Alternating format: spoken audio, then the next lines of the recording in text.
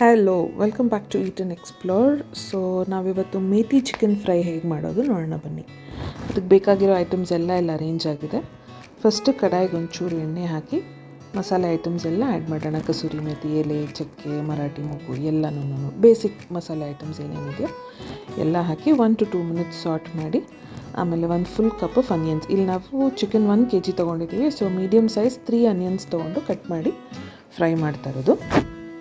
So ಒಂದು ಚಿಟಿಕೆ ಉಪ್ಪು, ಹಳದಿ ಹಾಕಿ ಸಾಟ್ ಮಾಡೋಣ. So for about 4 to 5 minutes. ಅದಾದ ತಕ್ಷಣ ನಿಮಗೆ ಗೊತ್ತಾಗುತ್ತೆ, ಕಲರ್ ಚೇಂಜ್ ಆಗ್ತಾ ಬರುತ್ತೆ. So ginger garlic paste about 1 to 1.5 spoon ಹಾಕಿದ್ದೀವಿ ಇಲ್ಲಿ. ಸೊ ಅದೂ ಸ್ಮೆಲ್ ಹೋಗೋವರೆಗೂ ಸಾಟ್ ಮಾಡ್ಕೋಬೇಕಾಗುತ್ತೆ. ಸೊ ಅದನ್ನು 1 to 2 minutes ಆದರೆ ಸಾಕಾಗುತ್ತೆ, ತುಂಬ ಹೊತ್ತು ಬೇಕಾಗೋದಿಲ್ಲ. 1 ಮೀಡಿಯಮ್ ಸೈಜ್ ಟೊಮ್ಯಾಟೊ, ಬಿಕಾಸ್ ಇದಕ್ಕೆ ನಾವೇನು ಗ್ರೇವಿ ಏನೂ ಬೇಕಾಗಲ್ಲ, ಫ್ರೈ ಥರ ಮಾಡ್ತಾ ಇರೋದ್ರಿಂದ ಪ್ಯೂರಿ ಎಲ್ಲ ಏನೂ ಮಾಡ್ಕೊಳ್ಳೋದಿಲ್ಲ. ಫೈನ್ಲಿ ಚಾಪ್ಡ್ ಟೊಮ್ಯಾಟೋಸ್ ಹಾಕಿದ್ರೆ ಸಾಕು. ಮತ್ತು 2 to 3 strips of curry leaves.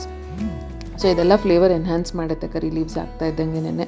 Has the name suggests, methi chicken fry ಆಗಿರೋದ್ರಿಂದ ನಾವಿಲ್ಲಿ 1 kg ಚಿಕನ್ಗೆ 1 ಫುಲ್ ಕಟ್ಟು ಮೆಂತ್ಯ ಸೊಪ್ಪು ತೊಗೊಂಡಿದ್ದೀವಿ, ತೊಳೆದು ಸಣ್ಣಗೆ ಹಚ್ಕೊಂಡಿರೋ ಅಂಥದ್ದು. ಸೊ ಇದು ನೀಟಾಗಿ ಚೆನ್ನಾಗಿ ಫ್ರೈ ಮಾಡಬೇಕಾಗುತ್ತೆ.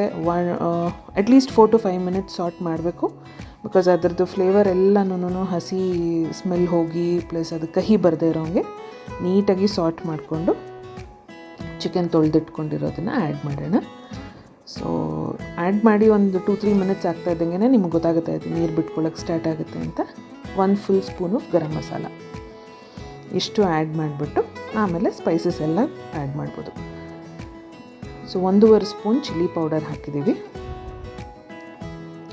3/4 spoon pepper, 1 full spoon of dhaniya powder